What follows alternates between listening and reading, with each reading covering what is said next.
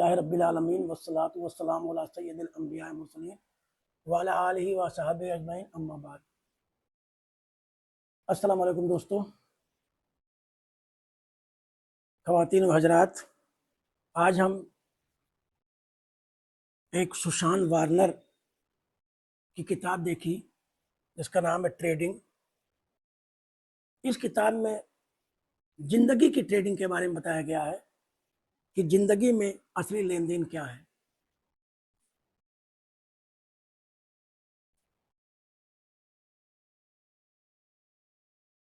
ये किताब बहुत पुरानी है, 1873 के आसपास की है। आपको नाम सुनकर लग रहा होगा कि शेयर बाजार की ट्रेडिंग या कोई और ट्रेडिंग, लेकिन इसमें ऐसा नहीं है। ये बिल्कुल ही अलग है। यहाँ ट्रेडिंग का अर्थ केवल बाजार या व्यापार नहीं है। इस कहानी के भीतर एक बहुत बड़ा सवाल छुपा हुआ है कि हम जिंदगी में क्या लेते हैं और बदले में क्या देते हैं। हम दुनिया से क्या चाहते हैं? पैसा, सम्मान, सुख, सुरक्षा और प्रेम। और जब हमें यह सब चीजें मिल जाती हैं तो बदले में हम समाज, परिवार और दूसरे इंसानों को क्या देते हैं? यही सवाल सुशैन वार्नर की इस किताब को आज भी पढ़ने लायक बनाता है। इस पुरानी किताब, लेकिन सवाल आज का। दोस्तों, दुनिया बहुत बदल गई है। 1873 में ना इंटरनेट था, ना मोबाइल, ना फोन, ना सोशल मीडिया, और ना ही आज जैसा शेयर बाजार, ना ही आज जैसी कोई तेज जिंदगी। लेकिन इंसान की कुछ समस्याएं नहीं बदली। आज भी इंसान पैसा चाहता है, आज भी इंसान सम्मान चाहता है, आज भी अमीर बनना चाहता है, आज भी परिवारों की संपत्ति को लेकर तनाव होता है, आज भी लोग बहुत सी चिंता करते हैं समाज में उन्हें किस नज़र से देखता है।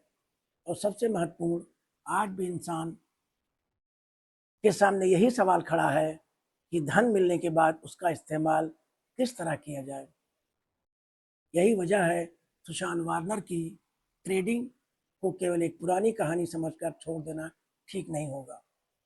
इसे पढ़ते हुए हमें अपने समाज को भी देख सकते हैं और अपने आप को भी देख सकते हैं। पैसा, साधन या जिंदगी का उद्देश्य। आज हम अक्सर कहते हैं पैसा होगा तो सब कुछ होगा, लेकिन क्या वास्तव में ऐसा है? पैसा हमें घर दे सकता है, पैसा हमें आराम दे सकता है, पैसा इलाज करा सकता है, पैसा बच्चों को अच्छी शिक्षा दिला सकता है, पैसा हमारे जीवन को सुविधाजनक बना सकता है, लेकिन क्या पैसा हमें अच्छा इंसान बना सकता है? यह सवाल बहुत महत्वपूर्ण है, क्योंकि पैसा अपने आप में ना अच्छा है ना बुरा। पैसों का इस्तेमाल उससे अच्छा या बुरा बनाता है। एक आदमी अपने धन से स्कूल बना सकता है, दूसरा आदमी उसी धन से किसी गरीब का शोषण कर सकता है। एक व्यक्ति संपत्ति का इस्तेमाल परिवार की सुरक्षा के लिए कर सकता है, दूसरा व्यक्ति उसी संपत्ति के कारण अपने रिश्तेदार से लड़ सकता है। इसी सवाल यह नहीं है कि हमारे पास कितना पैसा है, सवाल यह है कि हमारे पास जो पैसा है वो हमारे चरित्र को क्या बना रहा है। जिंदगी की सबसे बड़ी ट्रेडिंग क्या है? अगर हम किताब के शीर्षक को जिंदगी पर लागू करें तो हमें एक बहुत सुंदर बात दिखाई देती है। हम अपना समय देते हैं और बदले में अनुभव प्राप्त करते हैं। हम मेहनत करते हैं, बदले में पैसा मिलता है। हम प्रेम देते हैं, बदले में रिश्ते प्राप्त होते हैं। हम ज्ञान देते हैं, बदले में सम्मान प्राप्त होता है। लेकिन हर लेन देन में पैसा नहीं होता। कभी कभी हम किसी को 10 मिनट देते हैं और उस व्यक्ति भर उसे याद रहता है।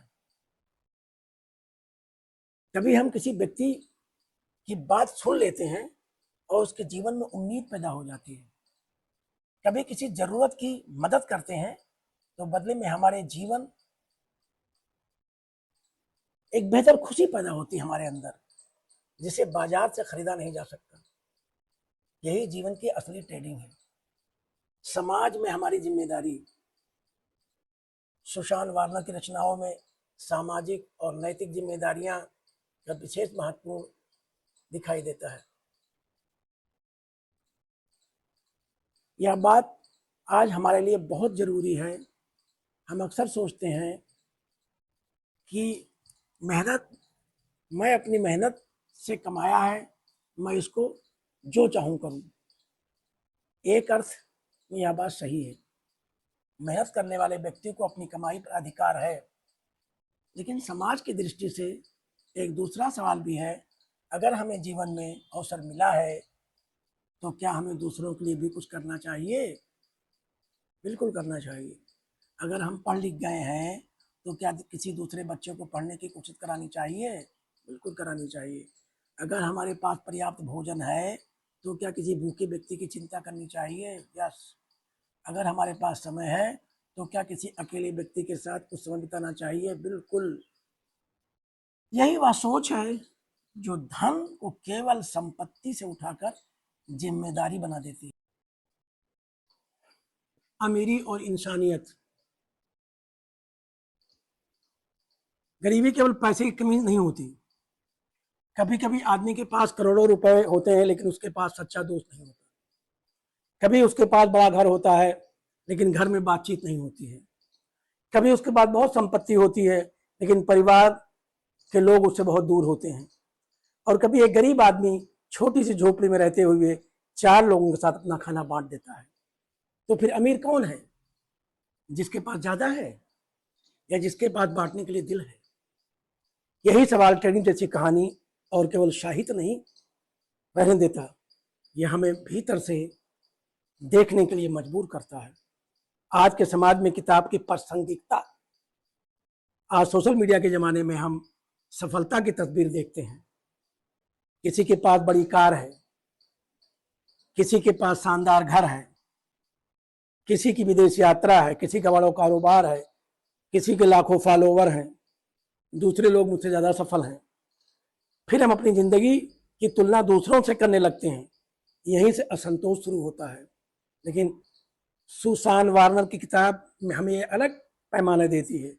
जीवन को केवल इस बात से मत मापिए कि आपके पास पैसा कितना है, यह भी देखिए आप कितने लोगों को ज़िंदगी आसान की है, आपने कितने लोगों को सम्मान दिया है, आपने अपने परिवार के लिए कितना समय निकाला है, आपने अपनी सफलता में कितने लोगों को योगदान स्वीकार किया है।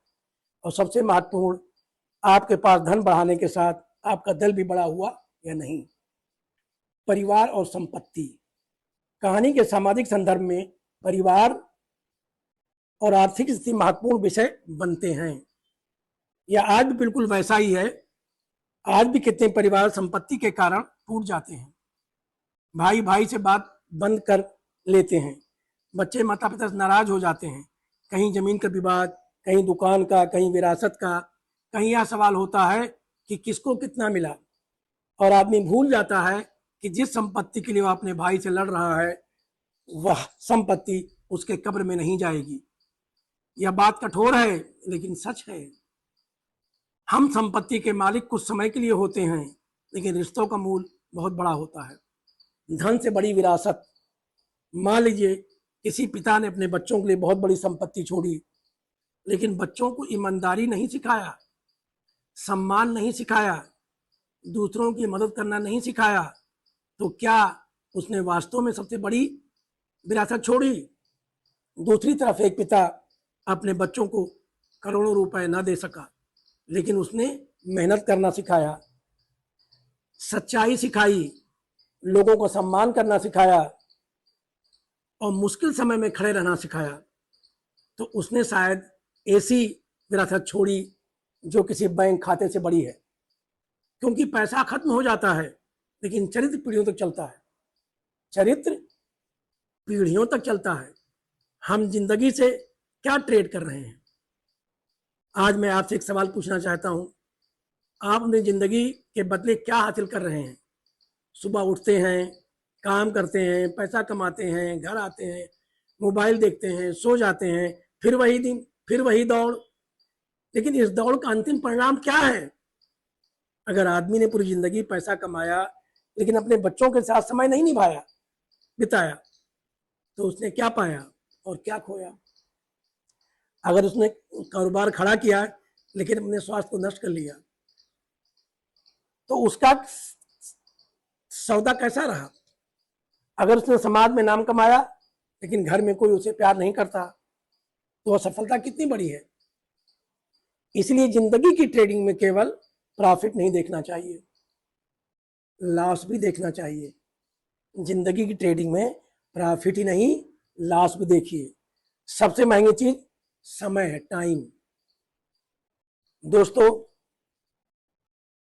पैसा खोकर वापस कमाया जा सकता है, व्यापार में नुकसान हुआ दोबारा खड़ा किया जा सकता है, संपत्ति चली गई दोबारा कमाई जा सकती है, लेकिन समय जो 1 घंटा चला गया उसे वापस नहीं लाया जा सकता।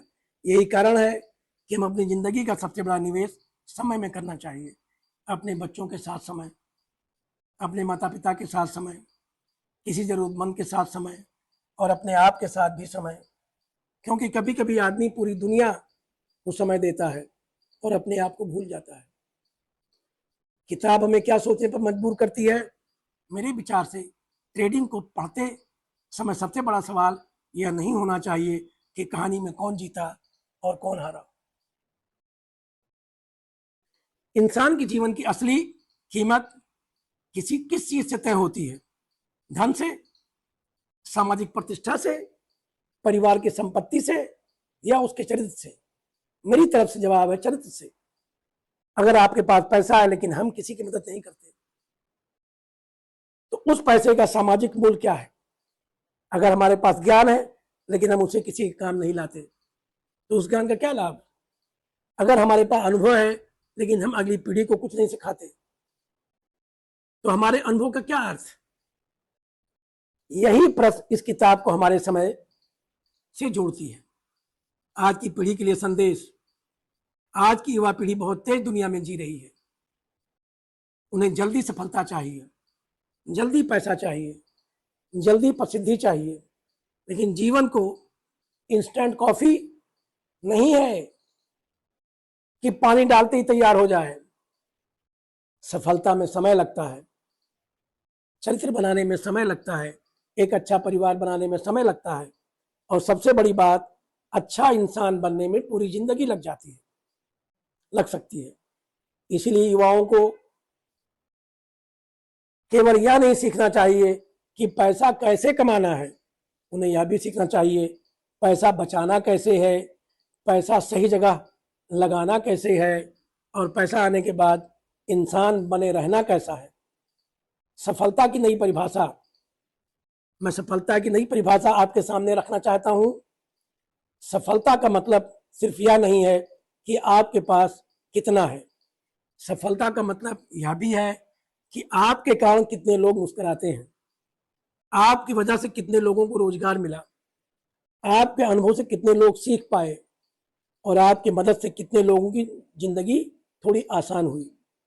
और जब आप इस दुनिया से जाएं तो लोग आपके बैंक बैलेंस को नहीं, आपके व्यवहार को याद करें। मेरे हिसाब से यही सबसे बड़ी संपत्ति है।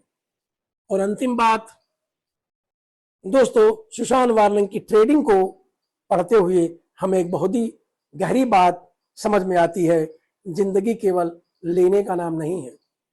हम इस दुनिया में आते हैं, हमें माता पिता मिलते हैं, परिवार मिलता है, शिक्षा मिलती है, समाज मिलता है, दोस्त मिलते हैं, अवसर मिलते हैं, प्रकृति हमें हवा, पानी और जीवन देती है।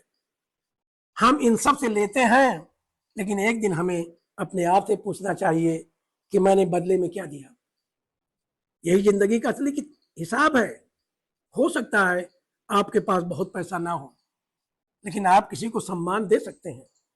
हो सकता है आपके पास बड़ी संपत्ति ना हो, लेकिन आप किसी जरूरतमंद की मदद कर सकते हैं। हो सकता है आप बहुत प्रसिद्ध ना हो, लेकिन आप अपने परिवार के लिए एक अच्छे इंसान बन सकते हैं। और याद रखिए, दुनिया में सबसे खूबसूरत ट्रेडिंग वह है जिसमें हम अपनी अच्छाई देते हैं और बदले में किसी दूसरे इंसान के चेहरे पर मुस्कान देखते हैं। इसीलिए अगली बार जब अपने जीवन का हिसाब लगाइए तो केवल यह मत पूछिए मैंने कितना कमाया, एक बार यह भी पूछिए मैंने कितना बांटा। केवल यह मत पूछिए मुझे दुनिया से क्या मिला, यह भी पूछिए मैंने दुनिया को क्या दिया। और केवल यह मत सोचिए कि मेरी संपत्ति कितनी है, यह सोचिए मेरी इंसानियत कितनी है। क्योंकि आखिर में जिंदगी की सबसे बड़ी ट्रेडिंग क्या यही होगी कि हमने जीवन से क्या लिया और जीवन को क्या लौटाया। शुक्रिया दोस्तों, अल्लाह हाफिज, फिर मिलेंगे।